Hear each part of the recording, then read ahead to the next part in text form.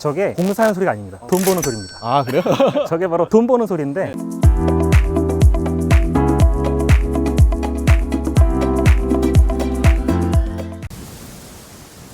네, 안녕하세요. 빌딩 셀러입니다. 오늘 조인호 팀장님과 송정동 벚꽃길에 나와 있습니다. 왜 여기로 나오는 거죠? 송정동은 제가 아마 상무님께 처음 추천드렸던 것 같은데 최근에 이제 저희 보면은 매수인들 중에서 한 30억, 40억 이내로 송정동 엄청 찾지 않으세요? 아, 그쵸. 많이 샀죠. 저희가 봤을 때는 연예인들 매입 사례도 꽤 나오고 또 이제 최근에 매수인들께서 많이들 물어보시는 그런 지역이라서 제가 정리를 한번 해야겠다 싶었는데 이번 달 9일 날 서울시에서 여기 옆에 보시는 동부간선로 지하화 승인을 했다고 합니다. 착공을 그럼 곧바로 들어가는 건가요? 착공은 올해 말에 들어간다고 합니다. 그래서 2029년도에는 지상이 전부 다 수변공원이 될 예정이라고 합니다. 그래서 제가 오늘 준비한 내용 중에 하나가 바로 이 내용인데 오른쪽에 보시면 아시겠지만 다 주택가잖아요. 근데 앞으로는 이렇게 수변공원이 형성되게 되면 그 다음에는 이제 유동인구가 상당히 많이 생길 것 같다. 그럼 만약 수변 공원이 되면은 길 건너는 건 없지 중랑천으로 곧바로 갈 수 있는 건가요? 아직은 계획만 나와 있으니까 정확하진 않지만 아마도 이 제방길을 통해서 넘어갈 수 있지 않을까 이렇게 예상이 되고요. 지금도 이 지하 통해서는 지하로로 갈 수가 있습니다. 그래서 앞으로는 윗길과 아랫길 통해서 전부 다 이 수변공원 쪽으로 접근할 수 있지 않을까. 보통 물이 가까우면 카페들이라든지 레스토랑들이 많이 생기잖아요. 그럼 그런 수요도 어느 정도 있다고 보시는 건가요? 지금도 이미 제방길만으로도 MZ세대들이 많이 오는 길이 됐잖아요. 최근에 보시면 빵집이나 카페가 많이 생긴 그런 동네거든요. 특히나 이제 소액대 건물 한 2, 30억대 소액으로 해서 현금 뭐 10억 이내로 해서 매입해가지고 리모델링해서 카페 같은 거 혹은 레스토랑 같은 거 넣을 만한 아주 좋은 동네이기 때문에 향후에 유동인구가 더 많이 생긴다고 하면은 충분히 투자 가치가 있는 동네라고 판단이 됩니다. 보통 송정동 하면은 땅 크기가 그렇게 크지가 않잖아요. 보통 뭐 30평에서 한 50평 사이 정도 되잖아요. 그러면 그런 건물이 나중에는 효자가 될 가능성이 있다. 송정동의 또 하나 장점이라고 하면 이 구획이 잘 되어 있습니다. 네모 반듯하게 구획이 되어 있기 때문에 향후에 신축하거나 아니면 리모델링 하실 때 어떤 증축이나 아니면 일조권 선순제 같은 그런 제한 사항들이 있어서 상당히 좀 유리한 측면이 있다. 이렇게 판단할 수 있을 것 같습니다. 그러니까 뭐 강남하고도 가깝고 투자 계획도 어느 정도 있다 보니까 소액대로 투자하시기는 딱 적당한 동네다. 또 이제 성수동과 가깝다라는 게 또 큰 메리트라고 할 수 있을 것 같습니다. 아무래도 성수동 같은 경우는 지금 계속 높게 신축하고 있잖아요. 그래서 오피스 단지로 계속 바뀌고 있는 그런 동네이기도 하고 그 인근에는 아무래도 서울숲을 제외한 저층부 상권들이 딱히 없는 그런 동네이기 때문에 향후에 이쪽 동네에는 어떤 MZ세대들이 좋아할 만한 그런 저층부 카페들, 식당들이 많이 들어올 만한 그런 입지로서 괜찮다고 판단이 됩니다. 그렇게 조금씩 계속 바뀌고 있잖아 지금도. 근데 앞으로 더 확 바뀔 것 같다. 맞습니다. 아무래도 이번에 통과된 동부간선로 지하화 사업 이게 가장 큰 메인이 될 것 같고요. 그 다음에 이제 지금 실제로 서울시에서도 중랑천 수변 정비 사업을 지금 진행 중이라고 합니다. 진행되게 되면 상당 부분 이제 이쪽 송정동 지역의 중랑천으로의 접근성을 위해서 어떤 그 혜택을 많이 준다고 하니까 향후에는 또 이제 많이 좋아질 만한 여건이 많이 있을 것 같습니다. 뭐 지금 물건을 보여주시려고 하는 거죠? 오늘은 메가스 자리를 준비했습니다. 연예인 분들께서 또 많이 매입했기 때문에 최근에 3건 제가 이제 고소영 씨, 홍진영 씨 그리고 권은비 씨 3건을 준비했고 그 밖에도 최근에 매매된 사례들을 몇 가지 보면서 제가 송정동이 어떻게 좋아지고 있는지를 좀 설명드리려고 합니다. 보니까 다 연예인들이긴 하지만 다 여성분들이. 맞습니다.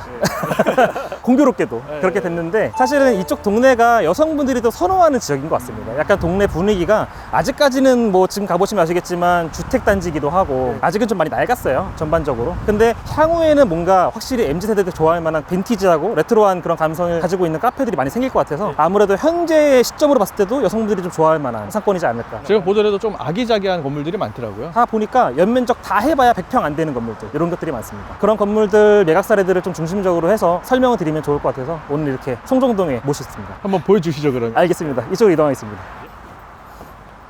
지금 이 건물은 알 것 같아요. 네, 아주 유명한 건물입니다. 예, 가수 홍진영 씨가 최근에 송정동에서 뭐 매각 사례 하면 항상 나오는 건물이고요. 사실 이게 많이들 느끼시겠지만 이게 토지가 41평밖에 안 됩니다. 건물이 상당히 잘 올라갔습니다. 진짜 41평 같지 않게끔 건물이 잘 올라갔고 건물 연면적이 80평인데 80평 수준보다도 더 커 보이게끔 잘 올라갔습니다. 홍진영 씨가 이제 2023년 8월 달에 계약을 한 물건이고요. 이게 계약하고 나서 잔금도 같은 달에 바로 이루어졌습니다. 매매가 35억에 매매가 됐고요. 근저당권 30억, 채권채가 30억입니다. 그래서 아마 현금 투입액이 10억이 채 안 될 것으로 예상되는 그런 건물입니다. 6월 달에 준공된 건물을 8월 달에 바로 매입하신 그런 케이스입니다. 준공하고 나서 아직 공실인 상태에서 바로 매입한. 그럼 이 건물이 제가 알고 있기로는 지금 소속사에서 다 쓰고 있다라고 알고 있는데. 네, 맞습니다. 아무래도 이제 그 당시에 홍진영 씨께서는 신축돼가지고 바로 쓸만한 건물 찾고 계셨던 것 같아요. 근데 마침 아까 말씀드렸다시피 송정동 같은 경우가 토지는 좀 작은데 연면적도 딱 알맞게 그런 사이즈가 나오는데 전체 덩어리가 한 40억대 혹은 50억대 이내로 잘 나오니까 또 이제 강남이나 다른 지역과 접근성이 되게 좋은 지역이다 가격이다 보니까 아마 홍진영 씨가 이거 매입하셔가지고 바로 쓰지 않을까 이렇게 생각을 하고 있습니다. 평당가로 보면은 평당 8,500만 원, 건물가 빼면은 한 6,500만 원 정도에 매입한 거잖아요. 네, 6,500만 원이면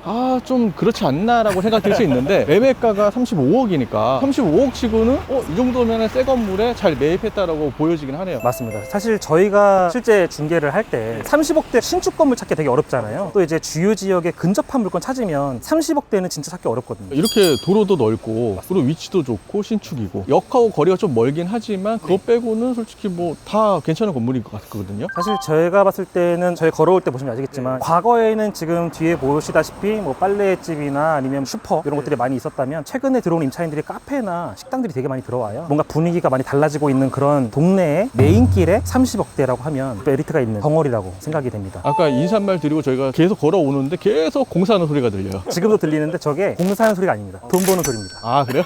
저게 바로 돈 버는 소리인데 이 건물 같은 경우는 지어져 있는 건물을 쓰기 위한 매입이지만 이따 제가 재건축 부지도 이제 설명을 드릴 거거든요. 다들 신축이 들어갈 만한 부지들 혹은 하고 있는 부지들인데 그런 부지들은 이제 돈벌 부지라고 보시면 될 것 같습니다. 이쪽 동네는 제가 봤을 때도 아마 향후에는 좀 많이 좋아지지 않을까. 지금 현재 서울에서 5억 10억으로 매입 가능한 부지가 많지가 않잖아요. 그리고 또 아까 서두에 얘기했지만 이제 개발 가능성도 투자 가치도 어느 정도 있는 동네가 없기 때문에 그런 걸로 봤을 때는 여기도 나빠 보이지가 않는데요. 맞습니다. 답사를 와보시면 아시겠지만 아직까지는 그렇게 막 이 동네가 뭐 이렇게 평당 벌써 이렇게까지 돼? 라고 생각하실 수 있겠지만 실제로 와보시면 MZ세대 분들께서 많이 주말에 오세요. 특히나 주말에 한 2시쯤 혹은 저녁 때 답사를 한번 와보시면 빵집이나 이런 카페에 사람들이 차 있는 모습을 볼 수가 있거든요. 그래서 제가 봤을 때는 향후에는 상당히 괜찮아질 만한 그런 상권이기도 하고 또 이제 아까 말씀드렸던 대로 저 수변공원이 이제 향후에 이제 설치가 되게 되면 보다 더 많은 유동인구가 생기지 않을까 이렇게 생각을 하고 있습니다.